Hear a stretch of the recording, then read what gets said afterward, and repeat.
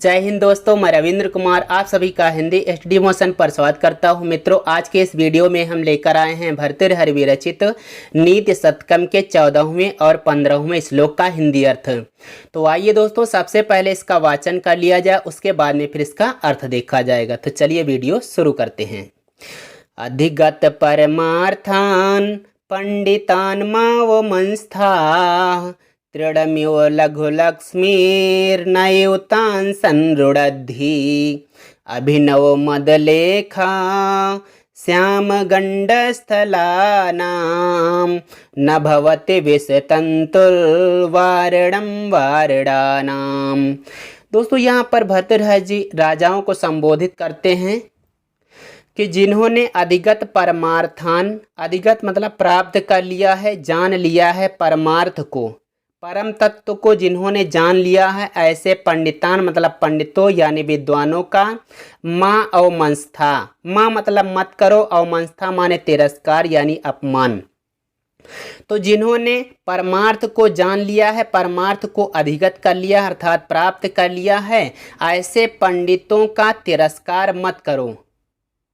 अच्छा, होता क्या, राजा लोग यही सोचते हैं कि हमारे पास रुपया पैसा है, हम विद्वानों को खरीद लेंगे, अपने यहाँ पे रख लेंगे, लेकिन यही तो भूल है। इसी बात को लक्ष्य करके तो भर्तृहरि जी कहना चाहते हैं कि जिन्होंने अधिगत कर लिया परमार्थ को, परम तत्व को, परम ज्ञान को जिन्होंने प्राप्त कर लिया, ऐसे विद्वानों का तुम अपमान मत करो, उनका तिरस्कार मत करो। क्योंकि जो तुम समझते हो अपने पास, हमारे पास रुपया पैसा है, धन है, हमको खरीद लेंगे, तो देखो तान मतलब उनको, ऐसे विद्वानों को मतलब लक्ष्मी नयु संरुणद्धि, उन विद्वानों को, तान मतलब उन विद्वानों को, लक्ष्मी मतलब लक्ष्मी, और लक्ष्मी कैसी है उनके लिए, लघु लक्ष्मी मतलब तुच्छ लक्ष्मी है। तुम्हारी ये जो लक्ष्मी है, रुपया पैसा है ना, ये उनके लिए लघु लक्ष्मी है। यह नयु संरुणद्धि, उनको रोक नहीं सकती, उनको बांध नहीं सकती है। क्योंकि जो दोस्तों विद्वान लोग होते हैं, उनके पास विद्या, उनके पास जो ज्ञान होता है, जो परमार्थ होता है, वही उनके पास सबसे बड़ा धन होता है, उसी के वो धनी होते हैं। उनको ये लक्ष्मी रुपया पैसा की कोई आवश्यकता नहीं होती है, इसलिए उनको किसी प्रकार से रुपये से नहीं रोका जा सकता, रुपये से बांधा नहीं जा सकता, रुपये से उनको तौला नहीं जा सकता है। इसी बात को यहाँ पर भर्तृहरि जी ने बताया कि जिन्होंने परमार्थ को जान लिया, परम तत्व को प्राप्त कर लिया, ऐसे पंडितों, ऐसे विद्वानों का अपमान मत करो। क्योंकि उनको ऐसे मतलब ऐसे विद्वानों को लघु लक्ष्मी, ये जो तुच्छ लक्ष्मी है, नयु संरुणद्धि, रोक नहीं सकती, बांध नहीं सकती। अच्छा, लक्ष्मी के बारे में एक और चीज़ बताई गई है कि यह त्रिडमयु है, उनके लिए, उन विद्वानों के लिए तिनके के समान है, घास फूस के समान है। तो उनके लिए घास फूस माने क्या होता है, कुछ नहीं होता है। इसी बात को कहने के लिए भर्तृहरि जी ने इस बात को यहाँ पर कहा कि तिनके के समान जो लघु लक्ष्मी है, यह उन विद्वानों को रोक नहीं सकती। इसलिए ज़्यादा घमंड न करो राजाओं, ज़्यादा घमंड न करो और विद्वानों का तिरस्कार मत करो। अब आगे बताया जाएगा कि कैसे तुम्हारी लघु लक्ष्मी उनको बांध नहीं सकती है। तो बताया गया है जिस प्रकार से, न भवति विषतन्तुर् वारणं वारणानां अभिनव मदलेखा श्याम गंडस्थलानां। बताए हैं कि न भवति विषतन्तुः वारणं वारणानां, वारणा नाम माने हाथियों को, यानी गजा नाम, गजा नाम मतलब हाथियों को, विष तंतु, विष माने कमल होता है, तंतु मतलब रेशे में, तो कमल के रेशे से वारणम ना भवति, बांधा नहीं जा सकता, उससे निवारण नहीं किया जा सकता, उससे रोका नहीं जा सकता। जैसे हाथियों को, वारणा नाम माने हाथियों को कमल नाल के रेशे से वारणम ना भवति, रोका नहीं जा सकता, उनको बांधा नहीं जा सकता है, उसी प्रकार से ये लघु लक्ष्मी उनको रोक नहीं सकती, उनको बांध नहीं सकती है। अच्छा, यहाँ पर वारणा नाम माने गजा नाम, इसका एक विशेषण दिया गया है कि कैसे हो गजा नाम, कैसे हैं हाथी जिनको कमल नाल के रेशे से रोकना चाह रहे हो आप, और वो रुकेंगे नहीं। तो बताया गया है ये वारणा नाम कैसा है, तो कहा गया अभिनव मद लेखा श्याम गंडस्थला नाम, अभिनव मद लेखा, अभिनव मतलब नया नया, मद बह रहा है, जिसकी रेखाएं, जिसकी धाराएं गिर रही हैं। तो नए नए मद की धाराएं गिर रही हैं, जिससे श्याम हो गया यानी काला हो गया है गंडस्थल। ऐसे हाथियों को कमलनाल के रेशे से बांधा नहीं जा सकता, उससे निवारण नहीं किया जा सकता। समझ में आ गया? फिर से देख लो दोनों लाइन का। गया जिनके नया नया मद बहने लगा है, लेखा ऐसी धारा, ऐसी रेखा, अब ऐसे नए मद की रेखा बह रही, जिससे काला हो गया है, श्याम हो गया है गंडस्थल, कपोल स्थल। जिन हाथियों का, ऐसे हाथियों को कमलनाल के रेशे में जिस प्रकार से बांधा नहीं जा सकता, रोका नहीं जा सकता, उसी प्रकार से जिन विद्वानों ने परमार्थ को जान लिया, ऐसे विद्वानों को तुम अपमान मत करो, क्योंकि उनको तुम्हारी जो ये तिनके के समान लघु लक्ष्मी है तान, उनको नयो संरुद्धि, उनको बांध नहीं सकती, उनको रोक नहीं सकती है। तो दोस्तों हम उम्मीद करते हैं कि आप इसका अर्थ समझ गए होंगे। दोस्तों यहाँ पर हम बात कर लें, देखिए अधिगत परमार्थान यहाँ पर द्वितीय बहुवचन का रूप है, और यह पंडितान का विशेषण हो जाएगा, है ना। लघु लक्ष्मीर नयु, नयु में आप वृद्धि संधि आप जानते हैं। तान जो आया है दोस्तों यहाँ पर, तान यह पंडितान के लिए आया है, पंडितों के बारे में बताया जा रहा है, ठीक है। और ये जो आप देख रहे हैं अभिनव मद लेखा श्याम गंडस्थला नाम, ये विशेषण है वारणा नाम का, ठीक। तो ये क्लियर हो गया साथियों। यहाँ मालिनी छंद है, मालिनी छंद का लक्षण होता है ननमये युतेयम मालिनी भोगिलोकई, ननमये युतेयम मालिनी भोगिलोकई, अधिगत परमार्थान पंडितान माव मंस्था, त्रिडम्यो लघु लक्ष्मी नयुतान संरुद्धि। तो हम उम्मीद करते हैं आप इस श्लोक का अर्थ समझ गए होंगे। अब आइए अगले श्लोक की तरफ। ये 15वां श्लोक देखते हैं। अम्भोजनी वन विहार विलासमेवा, हंसस्य हन्ति नितरां कुपितो विधाता, न त्वस्य दुग्धजलभेद विधौ प्रसिद्धां, वैदग्ध कीर्तिमपहर्तुमसौ समर्थः। दोस्तों यहाँ पर भर्तृहरि जी कहना चाहते हैं कि अगर आपके पास बहुत सारा ज्ञान है, कई प्रकार, किसी भी प्रकार का ज्ञान है, आप किसी भी प्रकार में निपुण हैं, किसी भी प्रकार से आप में चतुराई है, तो दोस्तों उस चतुराई को कोई छीन नहीं सकता, उस चतुराई को किसी प्रकार से कोई हड़प नहीं सकता। जैसे बताया गया है कि अम्भोजनी वन विहार विलासम एवं हंसस्य हन्ति नितराम कुपितो विधाता। जिस प्रकार से अगर विधाता यानी ब्रह्मा कुपित हो जाएं, और इतना कुपित हो जाएं, कहा गया नितराम बहुत अधिक क्रोधित हो जाएं।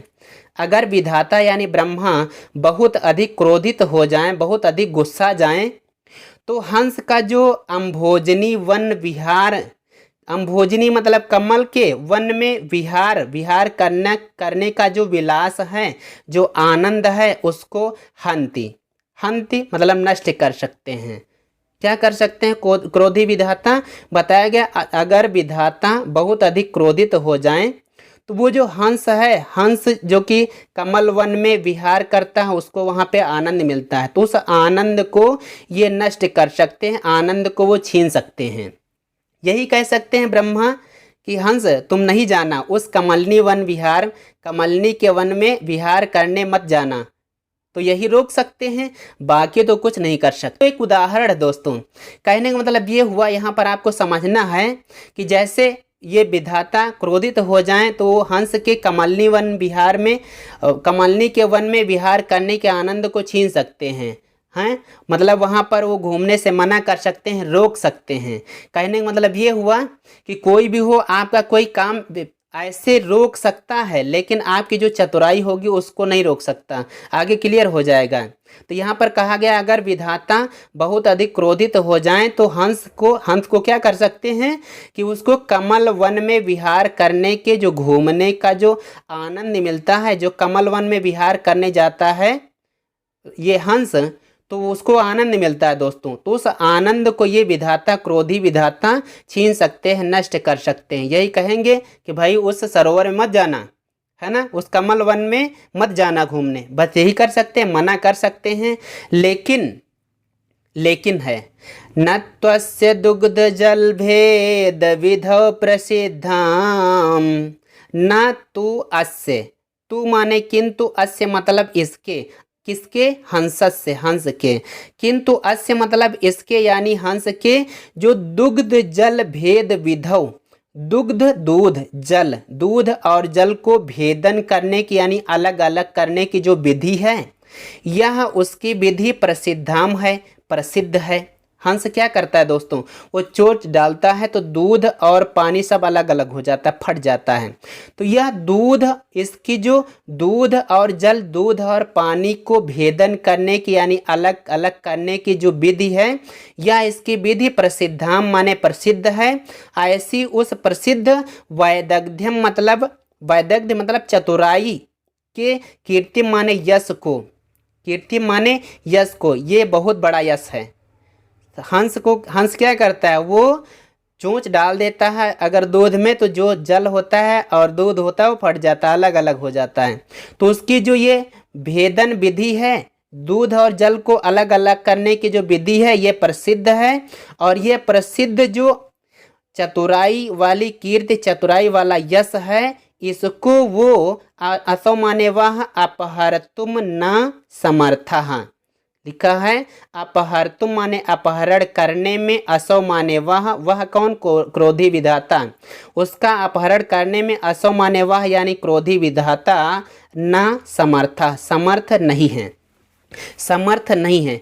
एक बात चलिए फिर से बता देते हैं, यहाँ पर कहने का भाव ये है भर्तृहरि जी का कि अगर कोई आपसे रूठ जाए, आप किसी भी प्रकार से चतुर हैं, आप में किसी प्रकार का हुनर है, आप किसी प्रकार से निपुण हैं किसी चीज़ में, तो कोई व्यक्ति आपको रोक सकता है लेकिन आपकी उस चतुराई को छीन नहीं सकता। बस यही बात कहने के लिए यहाँ पर ये बताया गया। वैसे ये जो विधाता हैं अगर क्रोधी हो जाएं तो कुछ बिगाड़ नहीं सकते, मतलब कहने का मतलब यहाँ पर कोई उससे दुश्मनी नहीं है, विधाता से यानी ब्रह्मा से और हंस से कोई दुश्मनी नहीं है। लेकिन कहने का अर्थ ये है कि कोई भी अगर क्रोधित हो जाए किसी विद्वान से, किसी चतुर व्यक्ति से, किसी भी हुनरमंद व्यक्ति से, तो उसके कार्य को मतलब उसकी चतुराई को नहीं छीन सकता, बाकी वो कुछ भी कर ले। वही बात यहाँ पर स्पष्ट करना है कि अगर नितराम माने भली प्रकाश अच्छी तरीके से यानी बहुत ज़्यादा क्रोधित हो जाए विधाता, तो वो हंस के कमल वन में विहार करने का जो आनंद है उसको नष्ट कर सकते हैं, उसको छीन सकते हैं।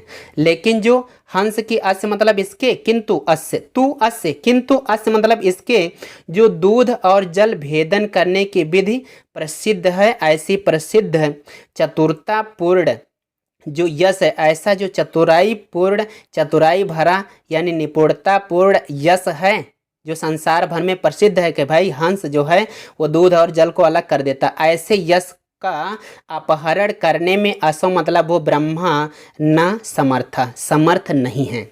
तो हम उम्मीद करते हैं कि आप इस श्लोक का भी अर्थ समझ गए होंगे।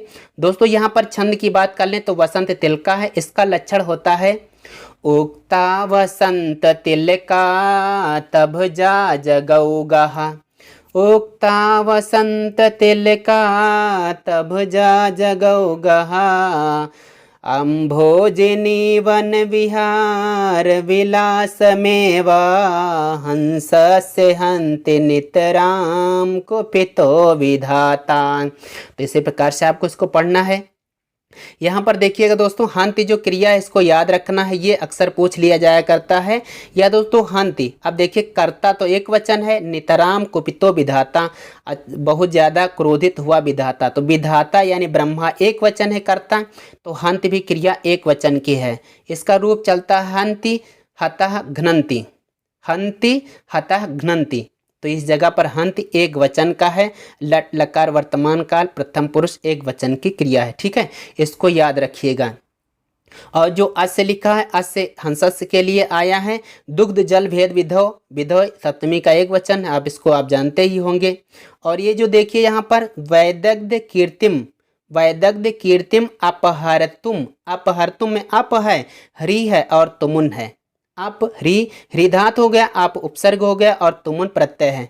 असो जो है ये अदस का रूप हो जाएगा, है ना। तो ये हो जाएगा असौ, ये विधाता के लिए। तो हम उम्मीद करते हैं दोस्तों कि आप इसको समझ गए होंगे। दोस्तों अगर वीडियो अच्छा लगा हो तो लाइक करना, चैनल पर नए हो ना तो चैनल को भी सब्सक्राइब कर लेना, क्योंकि आगे भी हम ऐसे वीडियो लाते रहेंगे। आइए दोस्तों चलते हैं। जय हिंद, वंदे मातरम।